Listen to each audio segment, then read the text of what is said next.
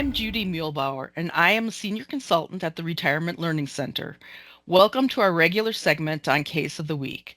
This week's case relates to what should be included in compensation when determining whether an employee is a highly compensated employee when that employee moves from employment with a foreign subsidiary to a U.S. subsidiary within the same controlled group.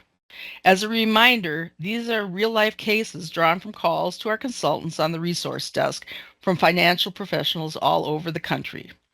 Our question today is, do we need to add a participant's foreign earned income to their U.S. earned income when determining their HCE status after they move from a foreign subsidiary to a U.S. subsidiary within the same control group? The answer is possibly, but you need to understand the definition of compensation used to determine HCE status, as well as a special exception that applies to some non-resident alien employees to be certain. Place to start to find the definition of compensation used to determine HCE status is found in Temporary Treasury Regulation 1.414Q. This regulation refers you to a definition of compensation found in IRC Section 415, which includes all wages, salaries, and other amounts received that are includable in the employee's gross income, as well as amounts deferred under an eligible 457B plan, a Section 125 plan, as well as other qualified and IRA-based deferral plans.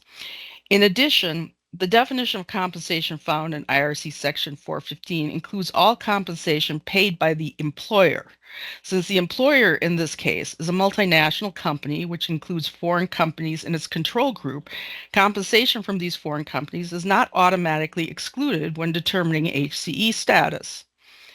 Furthermore, the 415 Treasury regulations stipulate that even if foreign earned income is not included in the gross definition of compensation for tax purposes due to one of the foreign income exclusions, it will be included in the 415 definition of compensation.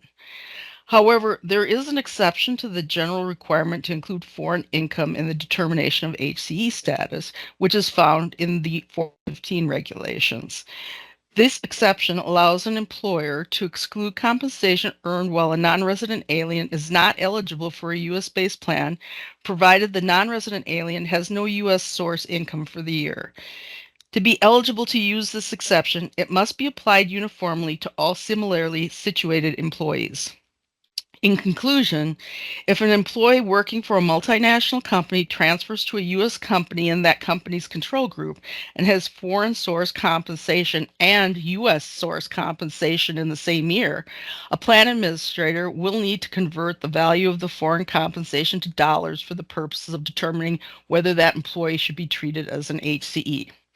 However, a plan sponsor is allowed to disregard compensation earned from a foreign subsidiary if that is the only compensation earned for a plan year and that employee was not eligible for the plan during that year, assuming all similarly situated employees are treated the same.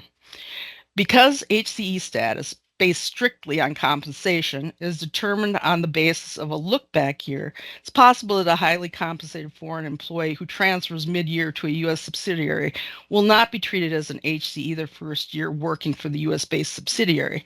This is because the plan sponsor could disregard their compensation earned through the foreign subsidiary for the look-back year for determining their HCE status, provided they had no U.S.-based compensation and they were not eligible for the U.S.-based plan for the whole prior year.